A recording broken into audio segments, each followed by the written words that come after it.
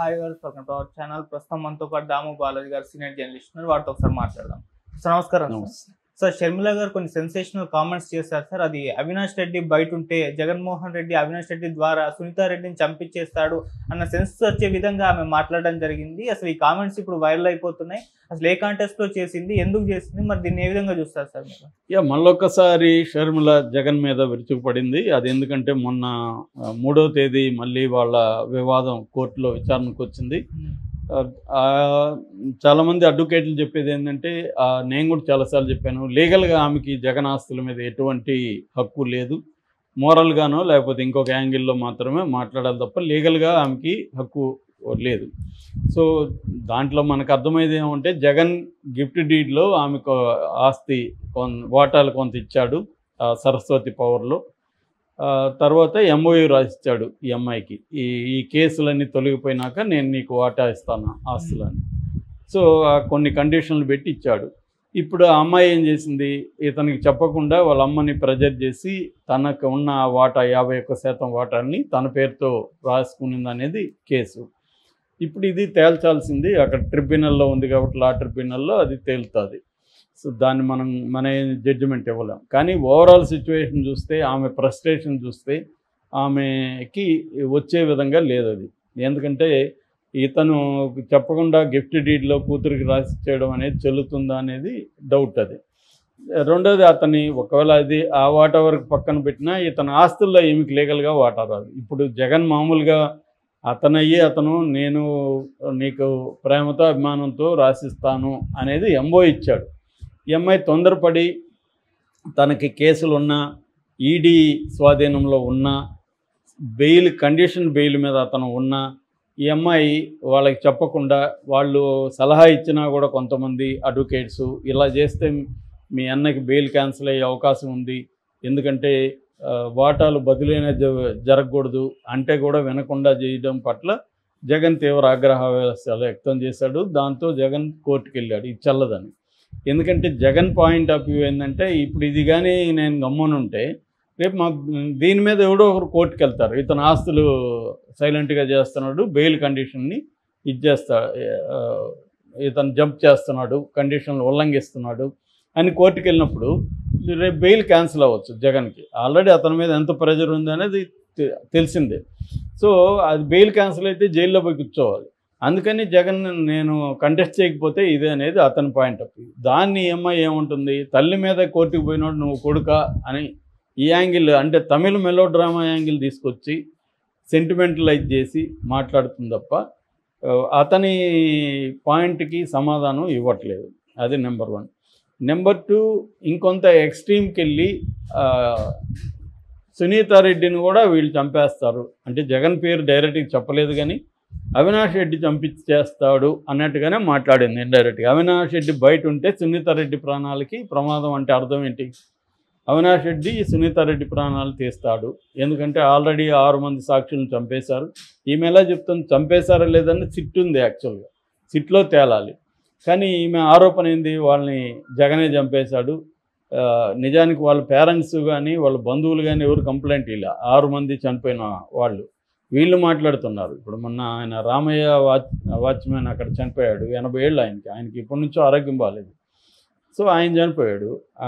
అట్లాగే ఇంకొంతమంది చనిపోయారు. దాంట్లో వాళ్ళెవరు, వాళ్ళ పేరెంట్స్ నిజానికి వాళ్ళల్లో కొంతమంది మా వాళ్ళు హెల్త్ బాగాలేక చనిపోయినారని చెప్తున్నారు. అయినా సరే వీళ్ళు రాజకీయంగా తెలుగుదేశం దాన్ని ఇంకా పిండదామని ఆలోచిస్తుంది కాబట్టి చెప్తుంది. ఇప్పుడు ఈమె మళ్ళీ వచ్చి Avinash Reddy already Avinash Reddy bail cancel చేయమని సునీత సుప్రీంకోర్టుకి వెళ్ళింది. బెయిల్ అది క్యాన్సిల్ చేయట్లేదు. సో నువ్వు లీగల్గా పోరాడకుండా దీన్ని వచ్చి మళ్ళీ జగన్ మీద చేయడం అంటే అర్థం ఏంటంటే, ఆమె మొత్తం గోల్ అంతా కూడా జగన్ని బదనాం చేయాలన్న ఆలోచన ఉంది తప్ప కాంగ్రెస్ని అభివృద్ధి చేద్దామన్న ఆలోచన లేదు అనేది చాలామంది విమర్శిస్తున్నారు. ఎందుకంటే కాంగ్రెస్ పార్టీలో ఉన్న వాళ్ళని చాలామంది జగన్ లాక్కునే కార్యక్రమం ఆల్రెడీ చేస్తున్నాడు. సో దీన్ని కౌంటర్ చేయడానికి ఆమెకి ఇంకా ఫ్రస్ట్రేషన్ పెరిగిపోతుంది. నేను చాలాసార్లు చెప్తున్నా, రాహుల్ గాంధీ మరి ఏం చేస్తున్నాడో తెలియదు. దీన్ని బట్టే మనం షర్మిలని చూస్తే రాహుల్ గాంధీ నాయకత్వం అర్థమైపోతుంది ఎవరికైనా, ఇంకేమి చూడాలని వాళ్ళని. అంటే ఆయన ఒక స్టేట్ని ఎలా డీల్ చేస్తాడు రాహుల్ గాంధీ అనేది మనం అర్థం చేసుకోవాలంటే షర్మిల పని విధానాన్ని చూస్తే రాహుల్ గాంధీది అర్థమవుతుంది. అట్లాగే ఇక్కడ కూడా రేవంత్ రెడ్డి పని విధానం పట్ల రాహుల్ గాంధీ ఎలా ఉన్నాడో చూస్తే రాహుల్ గాంధీ నాయకత్వ లక్షణాలు ఏ స్థాయిలో ఉన్నాయో అర్థమవుతుంది. ఒక మామూలు కొంత రాజకీయ అనుభవం ఉండేవాళ్ళు కూడా అలా ఇంత ఘోరంగా డీల్ చేయరు. ఎందుకంటే ఆయనేమో ఒక పక్క అక్కడ పర్యావరణం మాట్లాడుతుంటాడు, ఇక్కడేమో రేవంత్ రెడ్డి పర్యావరణ పరిరక్షణని గుంటనక్కలుగా అభివర్ణిస్తూ ఇక్కడ అసెంబ్లీలో స్టేట్మెంట్లు ఇస్తాడు.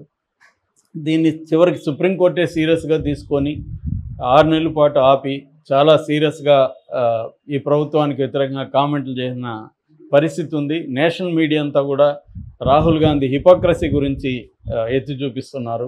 Not only BJP media, గోధి media కాదు, మోడీకి యాంటీగా ఉన్న మీడియా కూడా, ప్రో కాంగ్రెస్ మీడియా కూడా ఈ విషయంలో సీరియస్గానే ప్రశ్నిస్తున్నారు. సో అలాగా రాహుల్ గాంధీ కూడా ఇక్కడ పట్టించుకోవట్లేదు ఏది ఆంధ్రప్రదేశ్లో. అందుకని ఈమె అసలు కాంగ్రెస్ పార్టీ పిసిసి ప్రెసిడెంట్ లాగా కాకుండా ఒక జగన్ చెల్లెలుగా తనకు ఆస్తి రాలేదన్న కోపంతో జగన్ మీద మాట్లాడటమే కనిపిస్తుంది. సో ఇప్పుడు వీళ్ళ పాయింట్ ఆఫ్ వ్యూ ఏంటి, అతని లీగల్గా ఆస్తులు రావు కాబట్టి మోరల్గా అతన్ని ప్రెజర్ చేయాలి, అతని ప్రెజర్కి లొంగట్లేదు కాబట్టి అతన్ని డ్యామేజ్ చేయాలి, అతని డ్యామేజ్ పొలిటికల్గా ఏ స్థాయిలో చేయగలమో ఆ స్థాయిలో చేయాలి.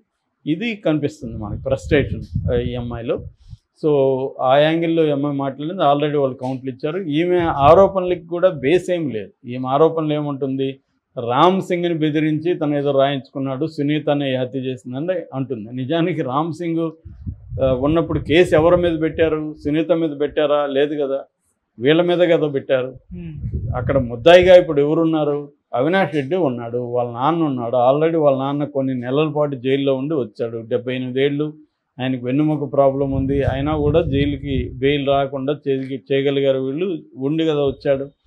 మరి ఇప్పుడు సునీత ప్రాణాలకు ప్రమాదం, ఆమె చచ్చిపోతే వాళ్ళ పిల్లల లైఫ్ ఏం కావాలి, ఇవన్నీ మాట్లాడుతుంది. దీనికి ఆధారాలు ఏమిటో చెప్పట్లేదు. ఏమన్నా ట్రై చేశాడా అతను, నీ దగ్గర ఏమైనా ఆధారాలు ఉన్నాయా, ఇవన్నీ చెప్పట్లేదు.